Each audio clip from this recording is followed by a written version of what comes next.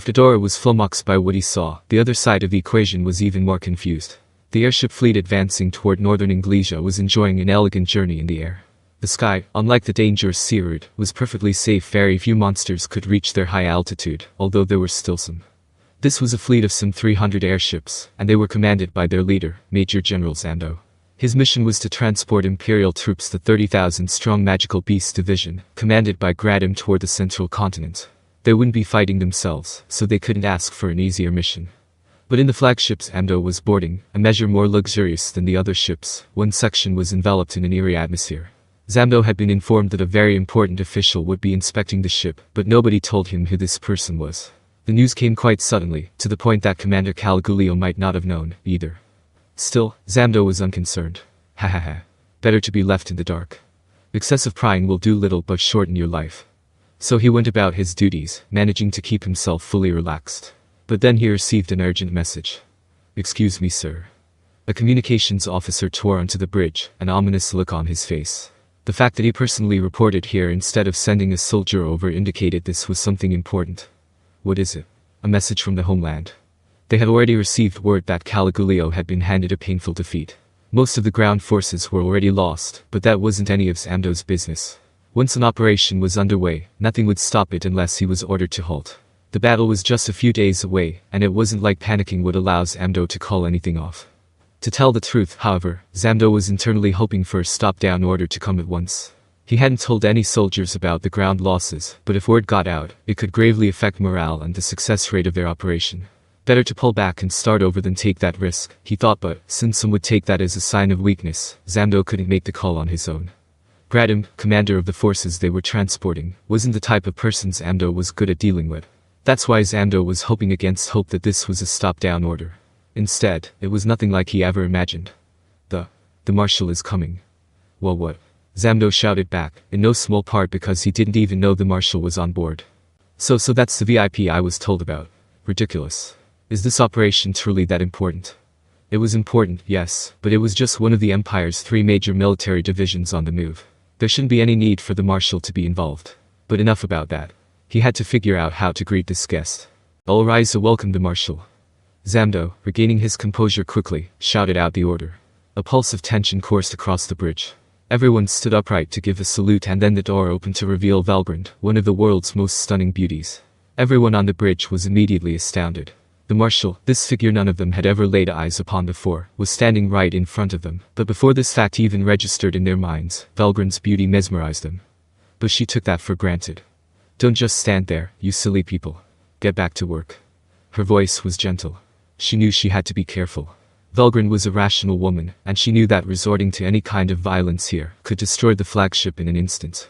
Emperor Gadora, his main, non-separate body, was aboard the airship as well, and she needed to take that into consideration. It was a stroke of luck for everyone around here. "Be seated. All hands, back to work." Zamdo's orders set the officers back to their duties. The elegant pleasure cruise was over. From that point on, Zamdo was in for a series of surprises. "It's a pleasure to make your acquaintance, Your Excellency. My name is Zamdo, and I am proud to serve you." "Oh? Well, hopefully you'll survive this, then. It would be a great honor. I will do my best to live up to your words." "Yes. I'd like to give you a pep talk, but I'm short on time. Let's get down to business." Velgrynd sat down on the captain's seat, paying no attention to Zamdo's bouncing. She promptly gave an order to Zamdo, who hurriedly got to his feet. "Call Commander Gadora in here. I don't want to have to keep explaining matters over and over." "Right away."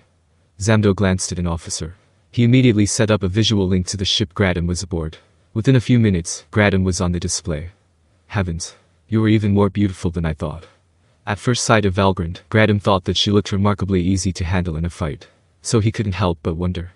Why is a woman like this said to be stronger than I am? Her body was supple and soft, no excess fat or muscle at all. Strength was not the kind of aura she emitted. Some people, he thought, were of the belief that magical power and fighting spirit were the most important things, but you still needed a strong body to leverage that to its full extent. A strong body like mine, he thought, proud of himself. That's why Velgrynd looked so weak to him, the textbook jock attitude. Velgrynd, meanwhile, had little interest in thinking deeply about Gadora. His strength, at least, was the real thing, and she wanted to use him to the fullest as a helpful pawn.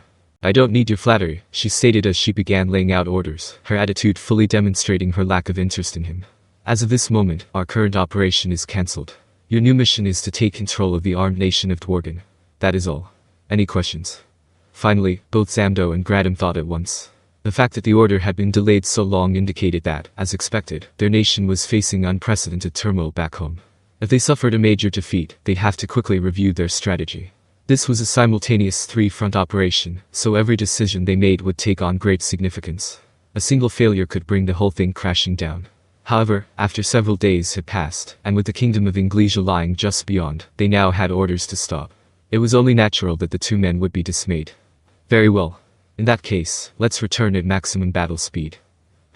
If it is your command, I, Gradam, will risk my life to undertake it. But do be aware that I will be asking questions later about this operation's failure, as well as the delay in your new orders. Zamdo was clearly nervous. Gradam was just arrogant. Being on another vessel, he couldn't pick up on Velgryn's sheer supremacy through the screen. His response put Zamdo on edge. Don't drag me into this, he thought. But Velgrynd didn't care. It seems that you are suffering from a misconception, she said, smiling. A misconception? What do you mean by that? You think you're blameless here? Velgrynd nodded. First of all, Zamdo, I will take you from here to your destination. Once we're there, I'll explain what to do, so be ready. Pardon. Next, Gradam. There was no failure in this operation. In fact, this is exactly what we've been planning to do from the beginning. Don't be stupid. You think you can escape responsibility like that? This late in the game. Stupid, you say. Velgrynd stared at Gradam with narrowed eyes, displeased. What a pain, she thought. She wondered for a moment what to do about it, but concluded that it'd be better to let sleeping dogs lie. Gradam was certainly strong, but from her point of view, he was not an enemy. He could easily be crushed, but it'd be a waste to do so. And most of all, there was no time to lose.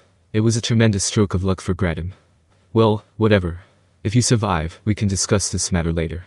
What are you? Let me talk, please. Right now, I'm going to perform a dimensional connection, so prepare to move quickly once I'm done. After that, I will need to concentrate on Valdor. I'm glad to see that boy's grown to be better than I thought, but handling him is going to be a bit tricky. So I want all of you to focus on dominating the battlefield on my behalf.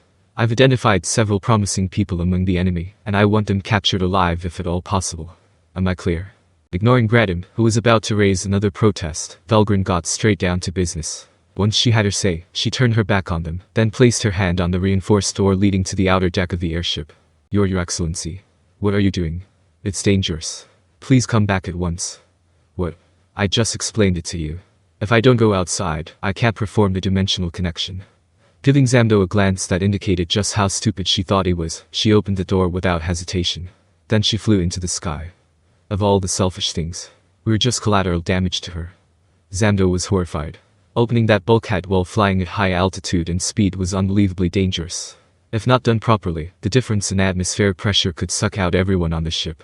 The ship's crew were enhanced soldiers who had all undergone extensive surgery to strengthen themselves, but Zamdo, as a scientist, was just an ordinary man. The low outdoor temperature would weaken him, and the lack of oxygen could even kill him. The same was also true for the magic conjurers under his command. Thus he was in a hurry to close the door as soon as possible. But his fears were unfounded. Velgrynd had cast Dominate Space to prevent any impact on the airship. But before Zamdo could demonstrate any surprise, an even greater shock struck him and all of his staff. With a snap of the fingers, Velgrynd floated into the sky. And the next moment.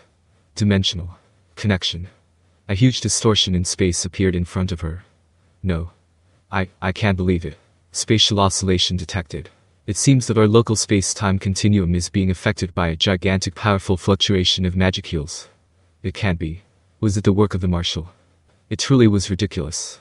After all, this was a phenomenon beyond all human imagination and knowledge. No one could understand what was happening, and no one would ever be able to pull that off themselves, so they all tried to ignore the reality before them. But then Zamdo realized. That boy. The Marshal referred to Valdor as that boy. There were only a few entities he knew of that could get away with calling him that. No. Could this woman really be? The guardian dragon of the Empire, a presence too awe-inspiring to even mention by name. Zamdo had thought that the Empire was blessed with her protection, but now he realized that was not the case. As if to confirm the thought, Velgrynd's smile deepened as she floated in the sky. Now, go. Go, and make yourselves useful to me. Her voice was unyielding. Zamdo and even Gradam, lured by the sound of her sweet voice, turned the bows of their airships toward the rift in space.